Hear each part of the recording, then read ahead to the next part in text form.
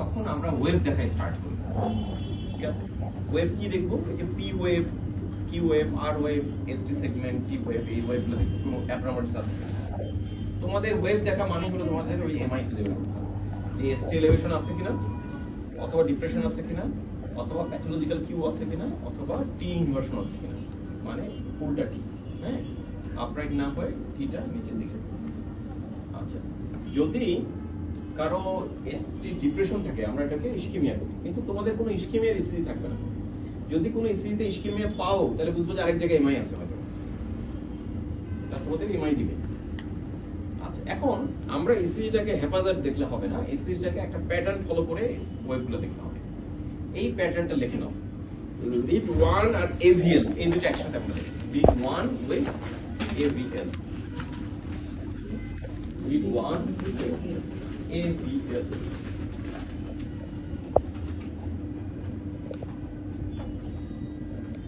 এই লিড 1 আর এভিএল এই দুটো রিপ্রেজেন্ট করে high lateral surface of the heart.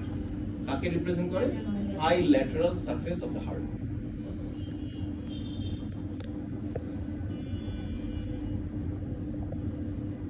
এরপরে হলো lead 2, 3 AVF represent the inferior surface of the heart. Lead 2, 3 AVF represent the inferior surface of the heart. তারপরে lead 1 থেকে V1 থেকে V4 represent the anteroseptal surface of the heart. V1 থেকে V4, V1 to V4 represent the anteroseptal surface of the heart. এরপরে V1 থেকে V5 or 6 represent the anterior surface of the heart, অথবা আমরা বলি extensive anterior surface of the heart, পুরো anterior surface টা V1 থেকে V5 অথবা V6 পর্যন্ত। আচ্ছা, এই ওয়েভগুলোতে আমরা কি খুঁজবো? ওই যে খুঁজবো এসটি এলিভেশন আছে কিনা, বা এসটি ডিপ্রেশন আছে কিনা, বা প্যাথোলজিক্যাল কিউ আছে কিনা। আচ্ছা, এখন কয়টা লিডের মধ্যে থাকতে হবে? অ্যাটলিস্ট কনজিকিউটিভ দুইটা লিডে থাকতে হবে। যদি একটা লিডের মধ্যে থাকে এটা সিগনিফিকেন্ট না। যেমন মনে করো লিড 2, 3 AVF, এই তিনটা লিডের মধ্যে একটা লিডের মধ্যে আমি এসটি এলিভেশন পাচ্ছি, তাহলে এটা সিগনিফিকেন্ট না। এটা নন স্পেসিফিক এসটি চেঞ্জেস আমরা বলি, নন স্পেসিফিক এসটি চেঞ্জেস। তার মানে অ্যাটলিস্ট দুইটা লিডে থাকতে হবে। তাহলে এসটি মনে করো এই এসটিটাতে দেখো লিড 2, 3 AVF এ এই দেখো এসটি সেগমেন্ট উঠে গেছে। দেখো এখানে এসটি সেগমেন্টটা বেস লাইনে, এখানে এসটি সেগমেন্টের বেস লাইনে এই যে এসটি সেগমেন্ট, এটা হলো এই যে আর এর পরে এই যে টি, এই দুটো মাঝখানে এই সেগমেন্টটা হলো এসটি সেগমেন্ট, মাঝখানে এই সেগমেন্টটা এসটি সেগমেন্ট। এইখানে বেস লাইনে আছে, কিন্তু এইখানে কোথায় এই যে নিচ থেকে উপরে উঠে গেছে, এখানে কোথায় নিচ থেকে উপরে উঠে গেছে, এখানে কোথায় নিচ থেকে উপরে গেছে। তাহলে 2, 3 AVF তিনটাতেই এসটি এলিভেশন আছে। আর কি আছে দেখো, এখানকার কিউ ওয়েভটা ছোট, তো এখানকার কিউ ওয়েভটা বড়, তাহলে এইটা প্যাথোলজিক্যাল কিউ লিড 3 তে আছে একটা। তাহলে এই ইসিজিটা আমাকে দিলে আমি ফাইন্ডিং কি বলবো? যে this A 12 lead ECG showing rhythm is regular and sinus, heart rate is 75 beat per minute, এর মাঝখানে তিনটা ঘর আছে। There is ST elevation in lead 2, 3 AVF and pathological Q in the lead 3.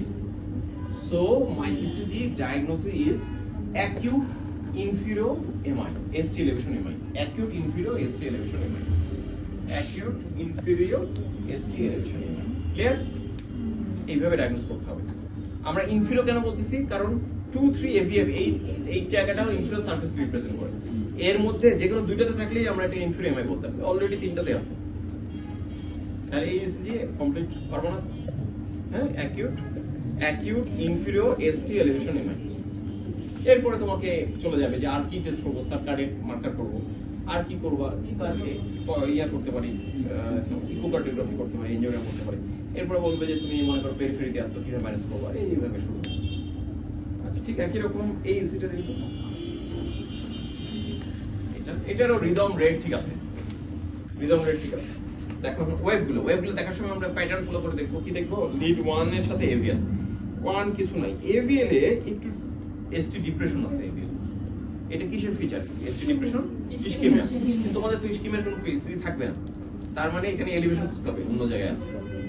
এখন 2, 3 AVF কি আছে? ST elevation. 2, 3 AVF ST elevation আছে। ST elevation আছে, তাহলে কি এমআই হবে? আবার acute ST elevation myocardial, acute inferior ST elevation myocardial. এই সিটা দেখি, এই সিতে রিদম রেট দেখার কোনো উপায় আছে না, কারণ একটা কমপ্লেক্স দিয়েছে, কনজুগেটিভ কমপ্লেক্স দেয়নি।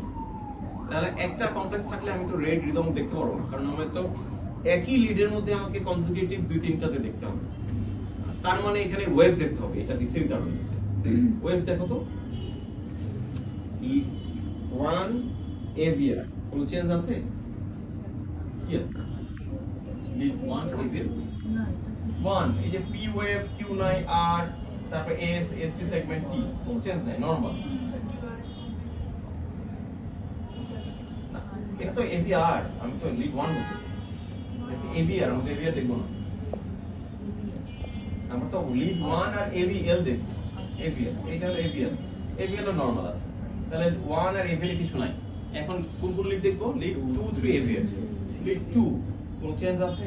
নাই। 3 কোনো চেঞ্জ নাই, এভিএফ কোনো চেঞ্জ নাই, তার মানে হাই ল্যাটারাল লিড ইনফিরিয়র লিডে কোনো চেঞ্জ নাই। এখন আসবো V1 তে, V1 এ দেখো এসটি এলিভেশন, এই দেখো এসটি সেগমেন্ট, এই যে স্ট্রেট লাইনটা এখানে থাকার কথা উপরে রয়েছে। আচ্ছা এইটা কি? এটা pathological Q, very good, pathological Q. কারণ পি ওয়েভের পরে যেটা নেগেটিভ নামে প্রথম, ওটা তো প্যাথোলজিক্যাল কিউ, এবং এটা অনেক বড়, তার মানে এটা প্যাথোলজিক্যাল। এর পরে যেটা উঠছে ওই সেগমেন্টটা হলো আর, এই যে এতটুকু যে উঠছে এটা হলো আর। আর এর পরে এসটি টা উপরে ওঠার কারণে আর নিচে নামে, ওখান থেকে এসটি এলিভেশন শুরু হয়েছে। তাহলে এই ইসিজি তে V1 এ কি আছে? প্যাথোলজিক্যাল কিউ আর এসটি এলিভেশন আছে। আচ্ছা এই ইসিজি তে কি আছে? Pathological Q, ST elevation. এইটাতে প্যাথোলজিক্যাল কিউ তো নাই, কারণ এখানে পি এর পরে আর স্টার্ট হয়ে গেছে, আর স্টার্ট হয়ে গেলে আর ওটা কিউ নাই, আর এর পরে যেটা আসবে ওটা হলো এস। এসটি এলিভেশন আছে এখানে? এইটাতে এটা এসটি এলিভেশন না, কেন না? দেখো এসটি এলিভেশন মানে টি এর দুটো আর্ম আছে, এসটি এলিভেশন হলে একটা আর্ম এভাবে উঠে যাবে, আর দুটো আর্ম দেখতে যদি ইকুয়াল মনে হয় তাহলে এটা এলিভেশন না, এটা নরমাল টি। এই সিরিজটাতে দেখো এই টি এর দুটো আর্ম, টি এর দুটো আর্ম, টি এর দুটো আর্ম, টি এর দুটো আর্ম, এগুলো দেখে মনে হচ্ছে মোটামুটি কাছে আছে, তার মানে এটা এলিভেশন না। এইটাতে কি হচ্ছে? টি এর এই যে একটা আর্ম, আরেকটা আর্ম এই যে উঠে গেছে, তার মানে এটা এসটি এলিভেশন। তাহলে এখানে এসটি এলিভেশন কোথায় কোথায় পাচ্ছি? V1 আর V2 দুইটাতে। তা আমাদের V1 থেকে V4 পর্যন্ত হলো ইন্টারসেপ্টাল, আমরা বলছিলাম যে সবগুলোতে কি প্রেজেন্ট থাকতে হবে? অ্যাটলিস্ট দুইটাতে আছে, তাহলে এটা ডায়াগনোসিস কনফার্ম করো এই হবে acute interseptal ST elevation myocardial infarction. Clear? Acute interseptal ST elevation myocardial infarction. এই তো সব শেষ হয়ে যাচ্ছে। এটা রিদম রেট দেখার উপায় আছে, রিদম রেট ঠিক আছে। এখন ওয়েভগুলো দেখো, ওয়েভগুলো দেখে আমাকে ডায়াগনোসিস করো। আমরা ওয়েভ দেখার জন্য আবার একই ভাবে দেখি 1 AVL 2 3 AVL, তারপর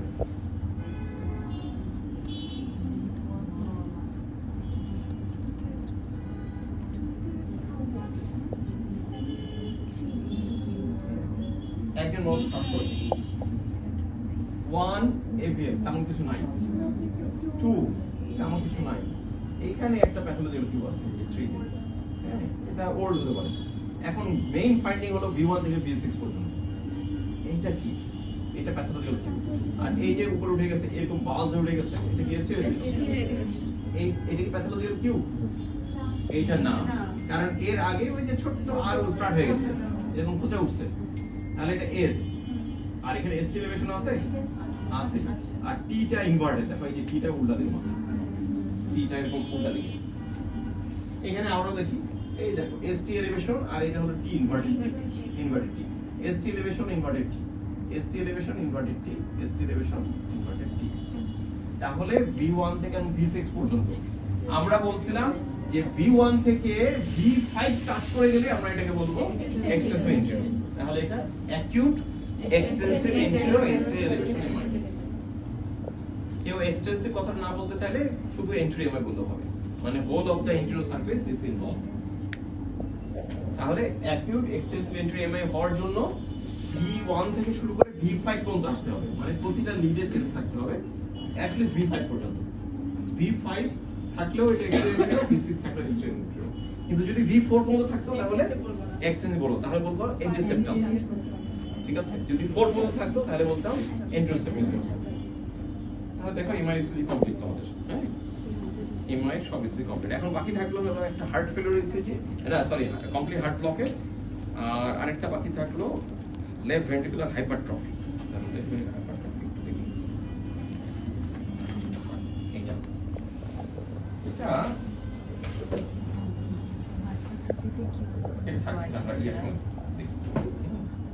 আচ্ছা একটু দেখে নিই এই ইসিতে ওয়েভগুলো দেখো তো লম্বা লম্বা বড় বড় না? হ্যাঁ, এখানে দেখো আর ওয়েভ গুলো অনেক টল, এখানে এজ গুলো অনেক ডিপ। যখন এরকম লম্বা লম্বা ওয়েভ পাবা বুঝবা যে এটা হাইপারট্রফি হয়েছে, তোমার মাসল হাইপারট্রফি হয়ে গেছে, ওই জন্য বেশি ভোল্টেজ জেনারেট হচ্ছে। কারণ বেশি ভোল্টেজ জেনারেট না করলে এত মোটা মাসেলকে তুমি কন্ট্রাক্ট করতে পারবে না। ঠিক আছে, এখন এই হাইপারট্রফিটা কোন দিকে? আমাদের সাধারণত একটা ভেন্ট্রিকুলার হাইপারট্রফি হয়, লেফট ভেন্ট্রিকুল অথবা রাইট ভেন্ট্রিকুল। এটা বোঝার জন্য আগে লিড গুলো বুঝতে হবে। আমরা লিড গুলো কোথায় লাগাই? V1, V2, 3, 4, 5, 6 এইভাবে। আচ্ছা, এই চেস্ট লিড গুলো V1 আর V2 রিপ্রেজেন্ট করে হলো right ventricle, V5, V6 represent করে লেফট ভেন্ট্রিকল, আর V3, V4 রিপ্রেজেন্ট করে ইন্টারভেন্ট্রিকুলার সেপ্টামকে। ঠিক আছে, V1, V2 রাইট ভেন্ট্রিকলকে আমরা V1 এখানে লাগাই না, এখানে V1 এখানে V2, তার মানে হার্ট এর রাইট ভেন্ট্রিকল তো এই পাশে থাকে, তাহলে এরা রিপ্রেজেন্ট করে রাইট ভেন্ট্রিকলকে। V5, V6 একদম এদিকে লাগাই, তাহলে এটা লেফট ভেন্ট্রিকল, আর 3, 4 এখানে লাগাই, তার মানে এটা ইন্টারভেন্ট্রিকুলার সেপ্টাম, ইন্টারভেন্ট্রিকুলার সেপ্টাম। এখন আমার যেদিকে হাইপারট্রফি হবে ওদিকে পজিটিভ ওয়েভ আর ওয়েভ বড় থাকবে। ঠিক আছে, খেয়াল রাখো, যেদিকে হাইপারট্রফি হবে, যে ভেন্ট্রিকুলার হাইপারট্রফি হবে, ওই ভেন্ট্রিকুলের উপরে পজিটিভ ওয়েভ আর ওয়েভ গুলো টল থাকবে, আর তার অপোজিট ওয়েভে এস গুলো ঠিক থাকবে, মানে নেগেটিভ ওয়েভ গুলো বড় থাকবে। যেমন এই ইসিতে দেখো তো আর ওয়েভ টল আছে কোথায়? 5, 6 এ। আমি কি বলছিলাম? যেদিকে হাইপারট্রফি হবে ওদিকে পজিটিভ ওয়েভটা বড় থাকবে, তাহলে এটা লেফট ভেন্ট্রিকুলার হাইপারট্রফি। আর এদিকে লেফটে যদি পজিটিভ ওয়েভ বড় থাকে তাহলে রাইটে কি থাকবে? নেগেটিভ ওয়েভ গুলো বড় থাকবে। দেখো নেগেটিভ ওয়েভ গুলো এখানে বড়, এস ওয়েভ গুলো বড়, এগুলো সব এস এস এস অনেক টল। এতটুকু দিয়ে আমি দেখে আইডিয়া করবো হ্যাঁ এটা হাইপারট্রফি, এবং এটা আমাকে মনে হচ্ছে লেফট ভেন্ট্রিকুলার হাইপারট্রফি। এখন এটা একটা ভোল্টেজ ক্রাইটেরিয়া আছে, ওই ক্রাইটেরিয়া ওয়াইজ আমাকে প্রুভ করতে হবে। ভোল্টেজ ক্রাইটেরিয়া কি? দেখো, S in the V1, S in V1 plus R in the V5, R in the V5 more than 35.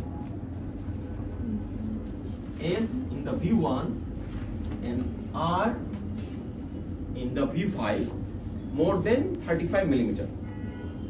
এই মিলিমিটারটা কোথা থেকে আসলো? ওই যে কালকে পড়ানোর সময় দেখাচ্ছিলাম না যে প্রতিটা ছোট ছোট এক একটা ঘর হলো 1 মিলিমিটার। তাহলে আমাকে এইদিকে এই যে V5 এ R এর কত মিলিমিটার এইভাবে ক্যালকুলেট করতে হবে, করে দেখতে হবে কত মিলিমিটার হয়। এখানে V1 এ S টাতে দেখতে হবে কত মিলিমিটার হচ্ছে। দুইটাকে প্লাস করলে যদি 35 মিলিমিটারের বেশি হয় তাহলে এটা একটা ক্রাইটেরিয়া। ঠিক আছে, এটা একটা ক্রাইটেরিয়া। এরপরে হলো আরেকটা ক্রাইটেরিয়া হলো R in the V6 more than 25 millimeter. R in the V6 more than 25 millimeter. এই দুইটা ক্রাইটেরিয়া যদি তোমার ইসিজি ওয়াইজ মিলে তাহলে তুমি এটাকে বলবে যে এটা লেফট ভেন্ট্রিকুলার হাইপারট্রফি।